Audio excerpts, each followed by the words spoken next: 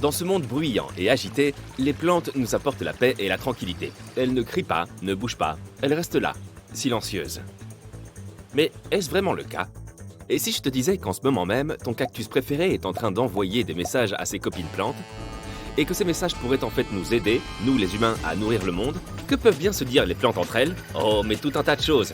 À l'aide, atterrissez ici, dégagez, ou mes fruits sont mûrs. Et ces phrases ne sont pas seulement émises par les grandes plantes comme les arbres. Même les petites taches de mousse peuvent être très bavardes. Ah, au fait, si tu as déjà humé de l'herbe fraîchement coupée, tu as en fait communiqué avec une plante. La communication des plantes est tout aussi complexe que celle des animaux. Et il y a beaucoup à découvrir sur ces petites et grandes papoteuses. Par exemple, une étude récente a révélé que de nombreux types de plantes émettent des sons trop aigus pour que nous puissions les entendre. C'est ainsi qu'elles se parlent entre elles lorsqu'elles se sentent stressées. Mais il ne s'agit pas seulement de stress. Les plantes communiquent avec toutes sortes de créatures, des prédateurs aux pollinisateurs. Alors, pourquoi devrions-nous essayer d'écouter les plantes? Cela pourrait en fait nous aider à résoudre certains des plus gros problèmes auxquels notre planète est confrontée aujourd'hui. Alors que notre population continue d'augmenter et que le climat change, nous devons trouver des moyens de produire plus de nourriture sur moins de terre. Et la communication entre les plantes pourrait bien être la clé. Voici le secret. Les plantes ne communiquent pas de la même façon que nous. Elles n'ont pas de système nerveux et ne peuvent donc pas envoyer des signaux dans les deux sens comme nous. Au lieu de cela, elles utilisent plutôt un réseau complexe de tuyaux et de tubes pour faire circuler les informations. Cela ressemble plus à de la plomberie qu'à autre chose. Par exemple, si une feuille détecte un prédateur ou un changement de lumière ou de son, elle envoie un signal au reste de la plante. Les racines, elles, peuvent détecter la sécheresse et envoyer un signal aux feuilles pour qu'elles conservent l'eau présente.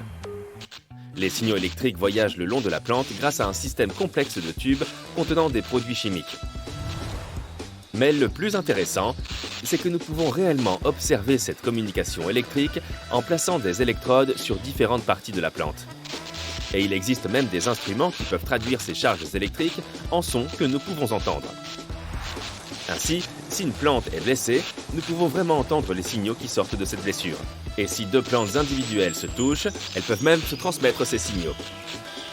Et il ne s'agit pas seulement de détecter les changements dans l'environnement.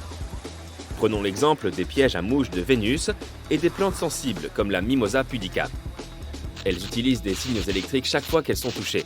Lorsque cela se produit, elles envoient un signal qui déclenche une réponse. Le piège à mouches de Vénus ferme sa bouche pour piéger sa proie, tandis que la sensible plante bouge pour secouer les insectes. Mais il ne s'agit pas seulement de signaux électriques, il y a aussi diverses substances chimiques qui interviennent. Les hormones jouent un rôle important en la matière. L'une d'elles, appelée auxine, est produite au sommet des plantes et se propage vers le bas, indiquant à la plante le chemin à suivre. C'est très important pour une jeune pousse qui essaye de percer la surface du sol et d'obtenir la lumière du soleil. Mais il ne s'agit pas seulement de croissance et de développement. Lorsqu'une plante est en danger, elle doit réagir rapidement pour se défendre. Ainsi, nombre d'entre elles envoient une hormone appelée acide jasmonique pour commencer à produire des toxines et se protéger ainsi des prédateurs comme les insectes. C'est comme si la plante se disait à elle-même « Hé, vite, on doit se défendre !» Et sache que certaines espèces peuvent réellement détecter quand d'autres plantes réagissent au danger. Les souris peuvent plus ou moins l'entendre, tandis que les insectes peuvent sentir les signaux chimiques envoyés. Imagine que tu te promènes dans les bois et que tu entends un arbre crier « Aïe !» au loin. Ce serait effrayant. Nous ne savons pas exactement si ces messages sont intentionnels ou s'ils ne sont qu'un simple dérivé de la réaction première de la plante. Mais nous avons mentionné que les plantes peuvent émettre de véritables sons. Parlons-en. Des recherches récentes ont montré que les plantes peuvent communiquer par des sons ultrasoniques lorsqu'elles sont stressées. Ces bruits peuvent être détectés par des microphones sensibles aux cris des chauves-souris. Et diverses espèces de plantes émettent ces sons, notamment les cactus et les tomates. Les insectes et les mammifères peuvent même entendre ces signaux, qui ressemblent davantage à des sortes de pop, rien de plus sophistiqué. Les scientifiques utilisent cette découverte pour trouver de nouvelles façons de diagnostiquer, de traiter et de surveiller les plantes sans les endommager. Bien que nous ne puissions pas forcément les entendre, les plantes sont en mesure de communiquer entre elles par le biais de substances chimiques. Lorsque l'herbe est coupée, elle libère une odeur qui est un signal de détresse. C'est la même odeur qui nous rappelle le plein air et qui peut nous faire nous sentir bien. Cette odeur est également libérée lorsqu'une plante est mangée par une chenille. Et cela peut attirer d'autres insectes qui en feront leur proie. Ces odeurs sont appelées volatiles et elles peuvent voyager très loin. à la fois au-dessus et en dessous du sol. Chaque espèce de plante possède son propre mélange de volatiles. Dans les plantes, les composés volatiles sont des substances chimiques aux objectifs variés. Ils ont le pouvoir d'attirer les pollinisateurs vers les fleurs, de les diriger vers les variétés non pollinisées et d'inviter les répartiteurs de graines à se diriger vers les fruits. De même, ils peuvent décourager les prédateurs et les empêcher de manger les plantes. Ces substances volatiles sont émises par les feuilles. Et lorsqu'elles atteignent une certaine concentration, elles intoxiquent et irritent les prédateurs, qui ne peuvent alors plus se nourrir des plantes, tout comme une personne trop parfumée. De plus, les plantes voisines peuvent détecter ces signaux chimiques et commencer à se préparer à se défendre contre les attaques potentielles elles aussi. Les plantes ont une façon particulière d'identifier leurs proches et les autres membres de leur communauté. Lorsqu'elles détectent leur propre descendance, par exemple, elles adaptent leur comportement pour l'aider à grandir au lieu d'entrer en compétition avec elle pour la nourriture. En outre, les plantes libèrent des substances volatiles sous terre, en particulier dans les forêts, pour envoyer un signal aux champignons. Ces champignons peuvent alors s'enrouler autour de la racine et recueillir des nutriments pour la plante en échange du sucre que cette dernière a produit par photosynthèse. Cette relation mutuellement bénéfique est connue sous le nom de relation symbiotique ou mutualisme. Dans les forêts, les arbres ont des relations avec de nombreux champignons différents, et chacun d'entre eux a des relations avec plusieurs arbres. Ces liens forment un réseau mycorhizien, ou littéralement champion-racine, où les champignons relient les arbres entre eux.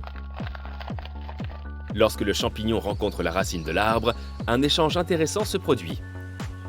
Ils échangent des bouts de micro-ARN qui peuvent modifier la réponse génétique de l'autre organisme. Si le champignon est un ami, il signale à la plante qu'on peut lui faire confiance et l'aide à grandir. Mais si le champignon est un ennemi, le micro-ARN du champignon désactive les gènes défensifs de la plante, ce qui facilite l'attaque. Si tu pensais que les arbres ne sont pas capables de rivaliser entre eux pour les ressources, détrompe-toi. Ils peuvent en fait partager des nutriments et de l'eau entre eux, s'ils sont reliés sous terre par le même champignon. Les champignons agissent comme de minuscules ponts, connectant les racines de différents arbres et leur permettant d'échanger des ressources. En fait, certains des arbres les plus anciens et les plus grands d'une forêt sont souvent ceux qui jouent le rôle d'arbres nourriciers, apportant soutien et nutriments aux arbres plus jeunes et plus faibles. Mais il n'y a pas que les champignons qui sont importants pour les plantes sous terre. Il y a aussi toute une série de microbes qui aident les plantes à pousser et à lutter contre les maladies. Ces minuscules organismes s'attachent aux racines des plantes, formant un biofilm visqueux rempli de bactéries utiles. Ces bactéries peuvent aider les plantes à absorber plus efficacement les nutriments, ou même renforcer leur défense naturelle contre les maladies. Les scientifiques explorent encore le monde fascinant des interactions entre les plantes et les microbes. Et il reste encore beaucoup à apprendre. Mais en continuant à étudier ces relations, nous pourrions découvrir de nouvelles façons d'améliorer la santé des sols et d'aider les plantes à prospérer même dans les conditions les plus difficiles. Et cela pourrait changer la donne pour nourrir la population croissante de notre planète.